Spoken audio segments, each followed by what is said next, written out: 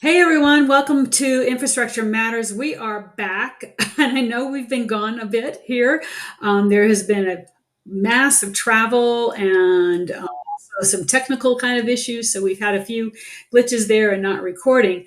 But folks are still traveling around. I'm in Boulder, Colorado. We've got Keith is there in Tennessee. He's got he might be frozen here. He's got Starlink on top of his his his vehicle there where he's at building another house, right, Keith? Yeah, we are talking about infrastructure matters. We just got a well dug yesterday. I'll post fit pictures of that online. We got a power pole delivered. We're inching our way to being a civilization here. Right. And Dion, you are someplace over in Europe, but you're also running on Starlink as well, right? That's right, Starlink Mini. I'm in Norway this week, so I'm way up Wow. north. That's Lots the of border. sunlight up there. Lots of sunlight. Okay, so we've got things to unpack here. I think the first big one that we want to talk about is Grok 4. And also AI, some of the AI adoption on the Grok4. I watched the announcement and the benchmarks, et cetera. But Diane, why don't you take us through what we got here?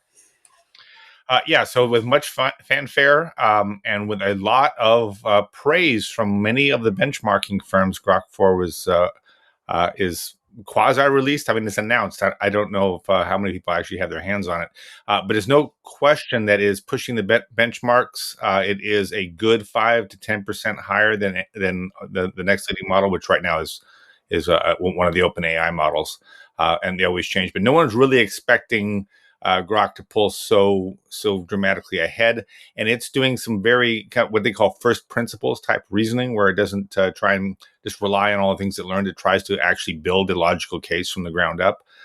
So this is a kind of a new type of a new approach to AI, which has led to some controversial results already. And so we'll see. We'll have to see what sort of new system prompt updates are being made to it. But I'd be curious to hear what you guys have. I've heard about this, but I would say it's a big shot across the bow of the major model makers. So what they were showing, especially on the demo, there was Grok 4 and this Grok 4 Heavy, and yes, they are both available now. Grok 4 is $30 a month. Grok 4 Heavy is $300 a month. So what is Grok 4 Heavy doing? It is doing its what they release is that they've got a bunch of agents running at the same time to solve the problem. And then then the agents come back together, share their notes, and figure out what is the right answer to that. And that's why they're calling it, and that's using a boatload of machine time. So they were showing how much more machine time the Grok4 Heavy is taking, because you're kicking off a whole bunch of these agents guys going Well, after. and that's been the criticism, that they're just throwing GPUs at it as opposed to real model improvements, right? So that's an interesting claim. It's not supposed to, Musk says it's not true, but we'll see. Yeah, Yeah, I don't know. I didn't look at the other side of the discussion. Pretty much what I did is listen to the guys at X and Grok talking about what they had done and the demonstrations that they had done. I think the other thing that was interesting about the session that they held, that the demonstration, is with Musk talking about where we're going and where we're at and where he expects us to be in 2025, 2026. And there was two things. He is expecting that the new Grok Heavy, or the next generation of this, will start discovering new technologies, and that they will finding new technologies and possibly new physics by the end of 2026.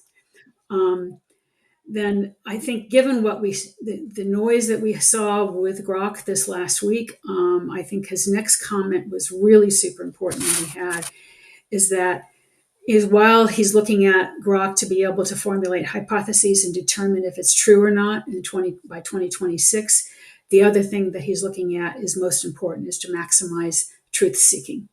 But I still don't know if that's going to solve some of the problems that they just had this last week with the Nazi-like language that came out, which was pretty significant. So there's a lot of advancements that they're doing, but the question is, can we trust what it's doing? yeah, and I'm looking forward to testing it out. I might subscribe for a month for the Grok Heavy. I've been using Grok three to do what they're labeling as deep research? Can this thing replace the three of us? And the short answer is no, not really. The research links, like the reasoning, quote unquote, and uh, the opinions are pretty solid. However, every reference link, every source that it gives is a broken source. It is a broken link. And to the point where I've had to review some of my own research and it changes the links to broken links. So I don't know if that's just a cosmetic issue or systemic. The real challenge is that these models use a system prompt, and they're so malleable. Like you can tell an AI to dial up your humor to 100, or be more aggressive at searching for scientific materials and it will follow it. But there's a huge system prompt that precedes everything you type. That goes into the model, and like that, the problems with Grok was because of apparently a one-line change to the system prompt, and that shows you with dramatic impact before you even get a chance to get access to the model. All this stuff, all this tuning has been fed to it. So how this really affects our models, we're learning that this really makes a big difference. And leaking, the system prompt has now become like a big legal issue that and resulting in battles between these models. And so I think Grok is one of the more impressive models, and it's going to be very ambitious. What I want to, what I'm concerned about is just the company and the leadership behind it. Is it stable enough for companies, for enterprises to really bet on? That's my biggest concern right now.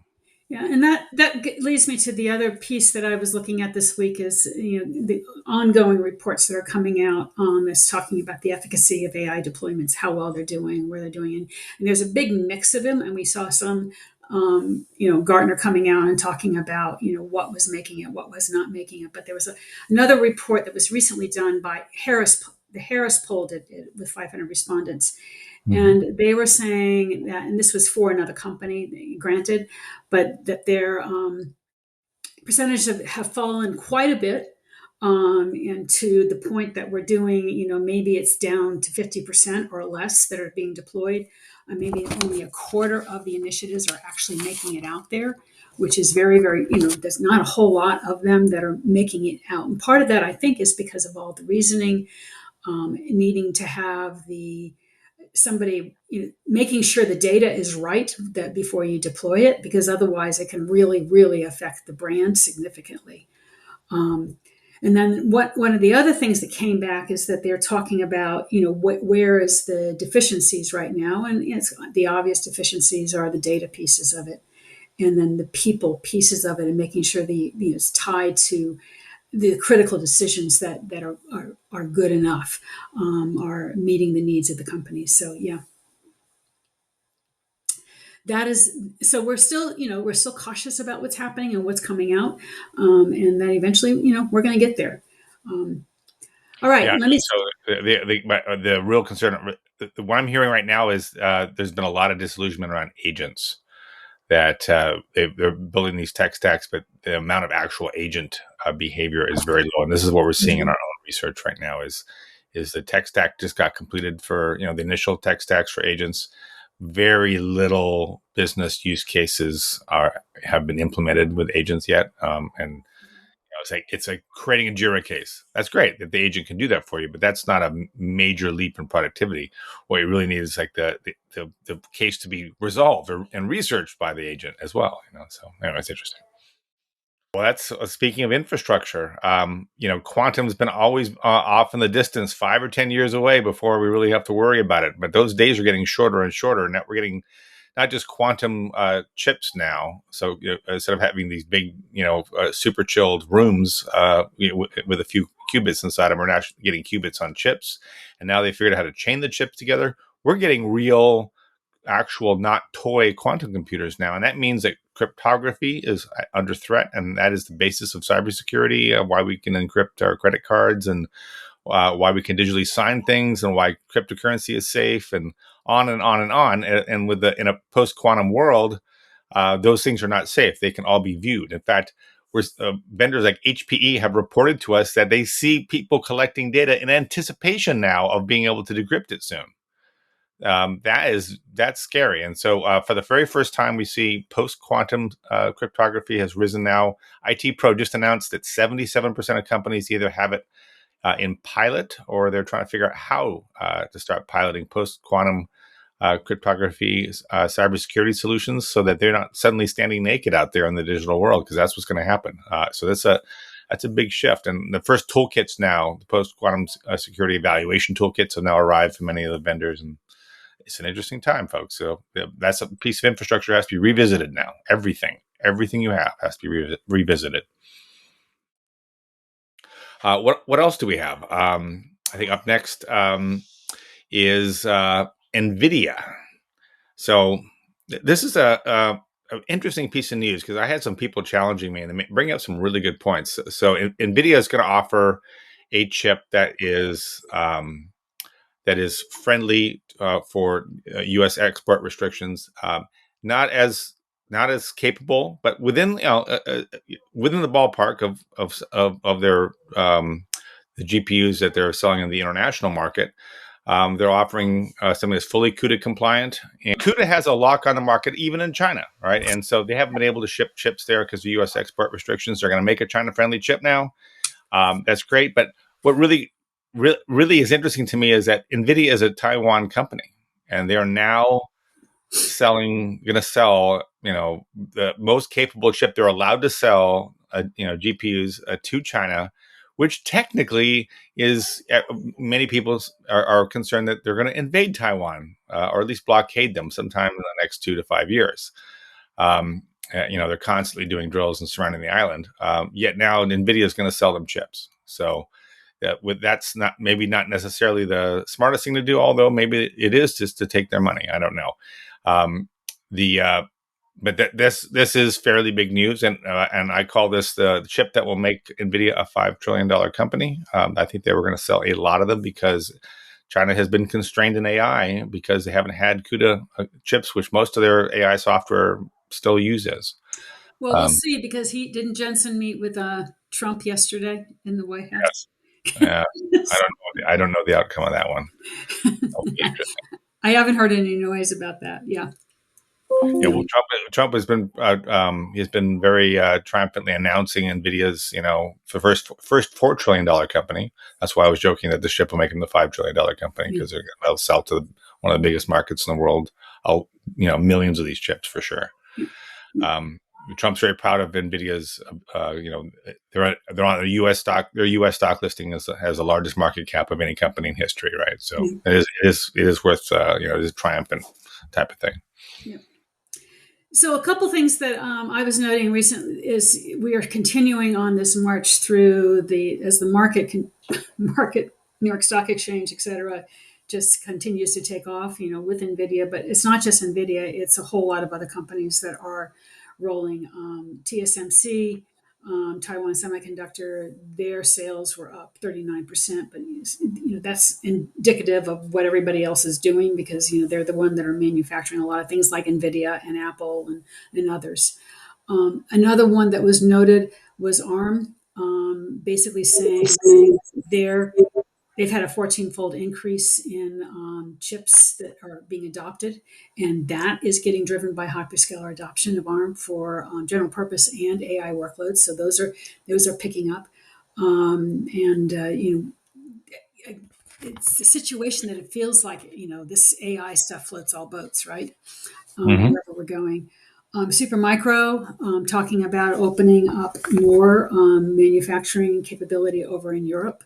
And to meet the demands that are over there, and that while their Q1 growth was not as much as they wanted, the stock exchange folks wanted it to be, they're still marching along and growing significantly. And I think then the last thing I'll wrap it up with here is that IBM announced the Power 11, which is both server and chip, And the Power 11 will be their IBM Power with next generation, high-end, mid-range, entry-level servers. But that chip is also going to be, the Power 11 will also be support the IBM Spire accelerator, which is IBM systems on a chip. And that is an AI intensive inference for AI intensive inference workloads, and that's going to be on, will be in Power 11 Z as well as some other areas. But the Power 11 is well used by healthcare and the financial community. It's known, it's for super high availability. It's in the, I don't know, 8 nines or so, some sort of ridiculous number like that. That it has the availability of, as well as the cybersecurity capability, which gets back to what you were talking about, what's going on with the next generation of cyber elements that we have to be focusing on. So really seeing that, I don't know, I just don't see an end to this market going. I mean, Well, I mean, it should be. I mean, this is a good. You bring up a good point, which is, the AI is probably the biggest thing that will hit during our, since the internet, maybe, and some people believe it'll be bigger than that. Everything can be automated. All human labor can be, improved or, supercharged, and you're not limited by the number of humans you have, right? So the economy can technically grow. This is why the Industrial Revolution was such a big deal. Our economy was limited by human and animal muscle power. And when you eliminated that as the constraint, you can build as many machines as you want. That created an almost unlimited economy back then. AI now says your economy is not limited by the amount of people, knowledge workers you have, because AI can now do the same thing. We can create an unlimited number of AI digital labor bots. So potentially it's the biggest thing ever. So yeah, we should see an incredible boom in the market, and that's not going to be good for inflation. And we are seeing signs of it. I mean, there are companies that have been disciplined. There are companies that are reporting results with AI that are good. There are some that are reporting minimal results. In our own CIO survey, we're seeing that it's a small, and our also recent CEO survey on AI. We are seeing that the bold leaders that are not over micromanaging are actually reporting that they are seeing results. We got hard numbers back from those folks.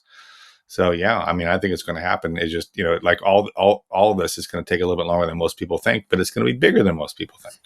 Well, and Microsoft did talk about their savings this week, 500 million more saved in their call center because of what they're doing with AI. On the other hand, we also saw some reporting saying that the call center is not working. So you have, there's one saying, hey, it's working really well. I haven't called their call center at Microsoft, so we'll see how that does. And others are saying, this is not working. I mean, it's giving the wrong answers, or it's frustrating people, or all those kind of things. So, it's that happens with humans too, right? Yeah. So the question is, can they get it to be better than humans? And I suspect they can, right? Over time. Absolutely. So I don't have the topics in front of us because that got wiped out when I had to pop off. So Dion, you're back on in terms of lead talking. Okay. Yeah. We're good at rolling with the punches here. Yeah. Well, I mean, I can build on top of what you were talking about with semiconductors and TSMC and ARM, and it's a little sad to see because I remember, unfortunately, I was around when the very, very first chips came out. So I'm dating myself, but I remember the 8008, right? That was the first chip, and then the 8080. I was the one after that was such a big deal. And Intel has been the bellwether, it virtually helped create this industry. And we just heard the news this week that they've dropped out of the top 10 of chip makers after another big round of layoffs and more shrinking market cap. And they're no longer the chips that drive a lot of the best computers in the world. My MacBook in front of me here is running an M4 processor. That's not Intel technology because they just couldn't produce the high performance enough chip, and they couldn't do it even if they did, they couldn't do it at a price point that would be acceptable. And vertically integrated companies seem to be part of the future. Everyone's building custom silicon now, and that's not been good for Intel. And now the world's shifted towards GPUs, and Intel does not have an equivalent of the CUDA stack. I mean, they have it. They have AI chips, but developers are not using it, and that's the death knell. So when developers are not writing code for your chips, that's a really serious issue, and that's the kind of miscalculation. They didn't know that this was going to get so big. NVIDIA was the chip maker that bet on where the market was going to go, They didn't know that this was going to happen. In my opinion, they did. They were a gaming company until quite recently. And now they're a data center and AI company, is where most of the revenue comes from. But it was fortuitous that they chose the right model and created the right stack that the whole world has beat a path to, and Intel missed that turn in the road. Well, and I think there's two parts to that. It's not just the GPU situation, but we're seeing AMD coming out with really solid technology that has given, for the first time, Intel real true competition into the core business that they're in. So they're not able to maintain their market position in terms of owning all of the traditional servers that are out there. There are other options that are there, and clients are opting for those areas and those technologies that are out there, and it kind of opens the door to some new markets. I mean, to me it's amazing how much changes. We think things are really established. We think vendors are very established and own the market, and yet here we are, in a very short period of time, seeing Intel fall from the absolute leader to off of the top seven. So very, very sad, but it's not that they can't come back. I mean, it's kind of like IBM, right? IBM was dead, more or less. Even in the last, executive they have before, the current executive staff. Oh yeah, I had read them off, and read them off. IBM can do it, Intel can do it, right? Yeah, right. I hope so. So that's our cheer for Intel to get back there and get back up on top. So yeah, exactly. Well, we're getting towards the end of the show here. A lot of interesting stuff happened, and I'm not sure. I think Keith's out on his roof trying to raise up the height of his Starlink, so I'm not sure he's going to join back. So I don't know if you can talk a little bit about the CoreWeave acquisition, Camberley, and you also Supermicro had some news this week. I did not see the CoreWeave acquisition. That was an investment that was being done right by Oracle. Dropped a significant amount of money. Not my coverage area, so I was hoping maybe you could talk a little bit about. But I can do a CoreWeave acquisition of Core Scientific. Looks like. Yeah. So that's all I know. So I think we will wrap without Keith's commentary. We'll catch him next week, and we'll see what kind of technical issues we'll bump into that time. Yeah. All right. Well, excellent. I have my schedule for the next few Fridays is going to be around. So, Camberley, I'll see you next week. Thanks so much. Thank you, guys. Care, everyone. Bye-bye.